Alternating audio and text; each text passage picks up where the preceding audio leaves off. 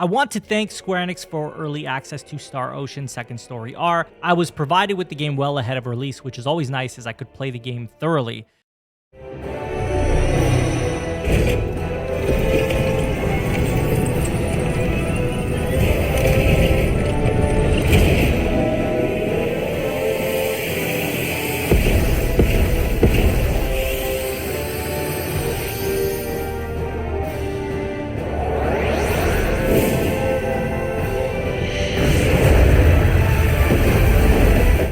Star Ocean is an iconic franchise that has been around quite some time, and my first experience with it was actually on the PS1. I have also played the original Star Ocean Second Story game back on the PS1, so while the experience wasn't all new, the remake made it feel mostly new to me. With the remake of this level, the biggest thing I am personally looking for are their intentions from a development standpoint, and do they achieve the intended design? With this remake, I believe they do, but in remaking this game as a 2.5D world, keeping a lot of the original intact while also adding onto it in new aspects, you do see game design philosophy shift, enhancing the experience, but you also see where some of those dated designs have poorly aged.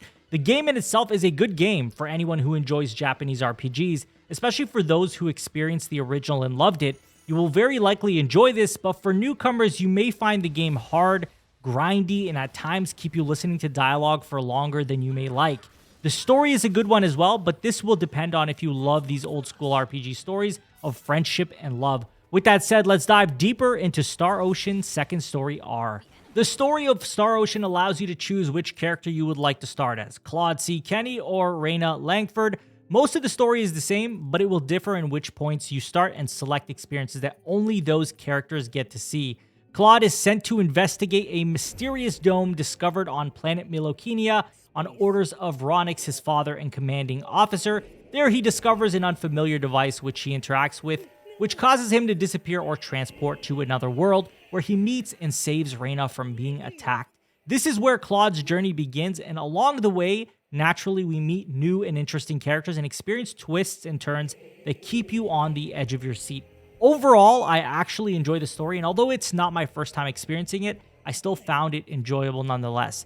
The presentation of the game is also quite beautiful. We have a 2.5D world with crisp environments in 3D. The characters are in 2D, but it does fit in. The music, as expected, is fantastic and complements the story and gameplay, making it pop that much more. Majority of the game does have voice acting as well as pop-up text and character art, which also brings it to the modern age, giving us a better experience than the original. The voice acting is also pretty good for the most part, and I felt it made my experience better than if I otherwise did not have it as an option.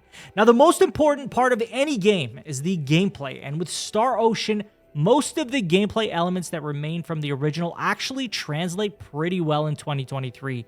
It's an action game where you have basic attacks, special arts you bind to R1 and L1, as well as spells that can be casted. You also have the ability to counter attacks, which can become a major difference maker, especially once you get the hang of things.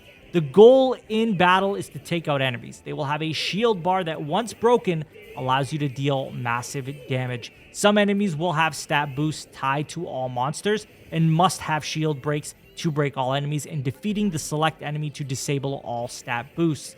Each character you have has their own strengths, so you'll want to build up their stats based on their actual uses in battle. You can also control most characters that join your party.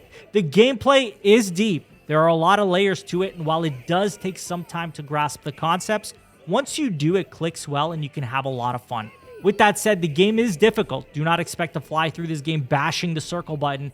You will need to strategize by telling your party how to fight, build your stats, and grind a lot at times. This should not be new to anyone who has played RPGs back in the 90s. Now, the game throws a lot at you mechanically outside battles. You can improve combat skills, special arts, spells, specialty skills, and more. The list of options to improve is quite large as well, so trying to grasp everything can become overwhelming, but I found reading descriptions helped me make informed decisions on a per character basis. You can also craft fish, write, cook, and so much more. There's a lot to do in this game, and I could easily spend 100+ hours on mastering this game and everything it has to offer. Amongst the many activities to do, we also have guild missions, which can be collected and once completed, turned in for rewards. that are very much worth doing. This will help you get a huge jump and minimize grinding time. There are also many shops to buy food items, weapons, armor, and much more. Private actions are also available to improve friendship levels and to change certain events that can take place. The remake also offers some well-needed quality of life improvements. The biggest one of them is the addition of a fast travel system, allowing you to revisit old locations instantly. This makes a major difference when you realize you are underleveled for that next boss and need to backtrack to grind. Also great for when you are low on items and need to make a quick trip back to restock. If you fall in battle though, you can also retry from the battle you just lost, and the game even allows you to visit your menu to adjust anything to boost your chances of taking on the enemy successfully. There are also no random battles. Enemies pop up as clouds of varied colors, marking their difficulty. If you approach them from behind, you get a back attack. If they do the same to you, the battle starts you off dazed, and if both head on, you are on an even playing field.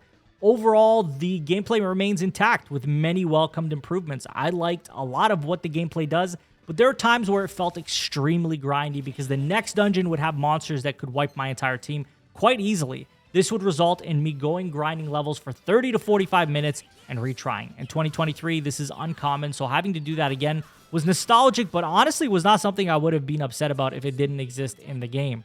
The other issues I have are the overwhelming amount of ways you can improve your characters. Most times I felt like there just wasn't enough direction, which made me feel lost, especially in a world where most RPGs have pretty simplified stats that are self-explanatory. In Star Ocean, you have skills like biology and knife, which may not be as obvious as to their purposes, but at the very least, though, these things are explained in their description.